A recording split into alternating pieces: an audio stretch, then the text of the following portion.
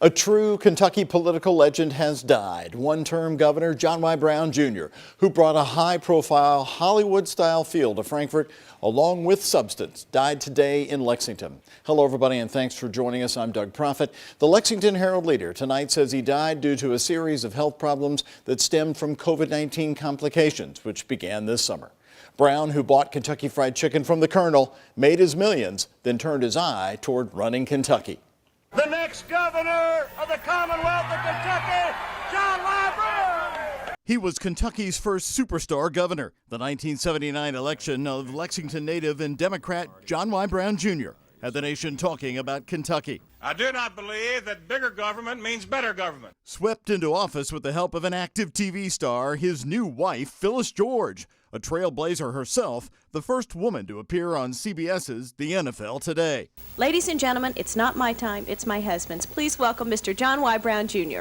Brown's campaign was unconventional, holding his own statewide TV forum to press his case to the voters. All the politicians know how to do is to take care of other politicians. The government belongs to you, not to them. It has some special features in it. His inauguration ceremony in Louisville drew stars, including the Colonel, and the inaugural ball was as lavish as the state had ever seen. WHAS-TV political reporter Jeffrey Hutter at the time covered Brown from start to finish. Brown's candidacy was conceived on a honeymoon in the Caribbean.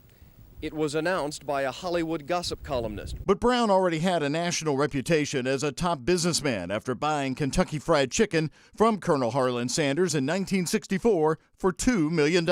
When Brown sold it 1 year later for $284 million, the company that bought it moved it to Nashville, Tennessee. The Colonel was furious until Brown got them to move it back. I felt it was a terrible thing to do, because I'd built Kentucky Fried Chicken. During his term as governor, Brown capitalized on the star power of Phyllis, putting her in charge of getting Hollywood companies to film movies here. We have, I think, more beauty and more settings for movies than any state I know of. You know, with our mountains, our bluegrass, our waterways. It's a matter of promotion. Their chemistry on display during this live WHAS-TV special for the premiere of Coal Miner's Daughter, when Phyllis was pregnant. We have picked out a couple of names. I don't know if we're telling yet, are we? Oh, for sure. In 2018, Brown was in Louisville being honored for his work as governor. It's a special day to celebrate the human rights of Kentucky and equal opportunity, and I'm proud to be a part and be recognized as part of it. They were a glamorous, important couple who made people sit up and pay attention to government.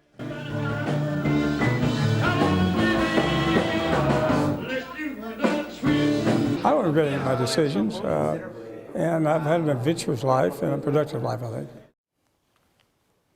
Well, former Louisville Mayor Jerry Abramson worked in the Brown administration as a lawyer. He was the general counsel to Governor Brown. He credits Brown for the initial contacts with getting UPS to Louisville and the endowment protecting the Kentucky Center for the Arts.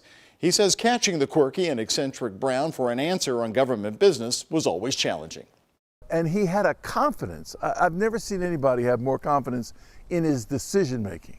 I mean, you know, I would say, you know, do you need more time to think about it? No, you've given me the pro, you've given me the con.